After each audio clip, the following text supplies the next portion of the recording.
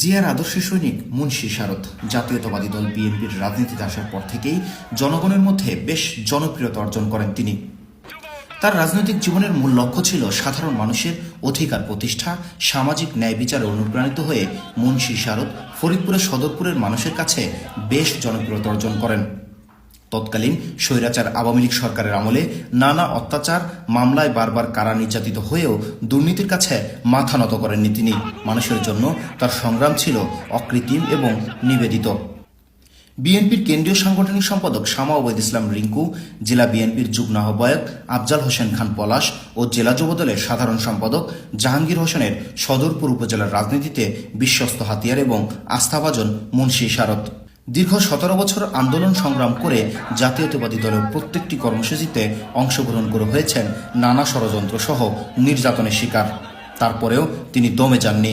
সকল নির্যাতন সহ্য করেও ধরে রেখেছিলেন সদরপুর উপজেলা যুবদলের হাল। সদরপুরের আওয়ামী লীগের আতঙ্ক উপজেলা যুবদলের সাবেক যুগ্ম আহ্বায়ক ও বর্তমান প্রস্তাবিত কমিটির সদস্য সচিব মুন্সী শারদ দাবি করে বলেন, উপজেলা নির্বাচনে অংশগ্রহণ করার ফলে দল তাকে বহিষ্কার করেছে, যার কারণে তিনি দলের কাছে ক্ষমাও প্রার্থনা করেন। তিনি দাবি করেন, এই মুহূর্তে সদরপুর উপজেলা যুবদলকে একটি শক্তিশালী সংগঠন হিসেবে গড়ে তোলার জন্য তার কোনো বিকল্প নেই।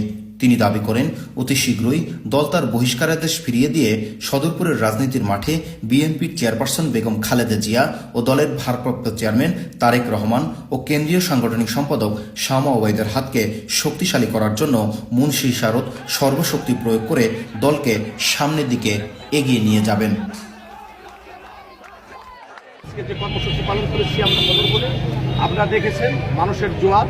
আর আওয়ামী লীগের যে সন্ত্রাসী যারা ছিল, ইতিমধ্যেই সদরপুরে যারা ছিল এরা বুঝতে পেরেছে যে সদরপুর যুবদল এবং বিএনপি অনেকটাই শক্তিশালী। আর স্বৈরাজ শাসক শেখ হাসিনার যে ভিডিও কলের কথা বললেন, উনি ইতিমধ্যেই একটা চোর হিসাবে শান্তিত হয়েছে, চোরের মতো বাংলাদেশ থেকে পালাই গেছে। আর এই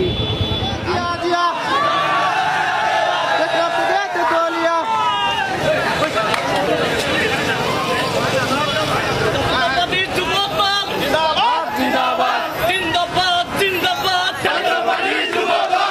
জিন্দাবাদ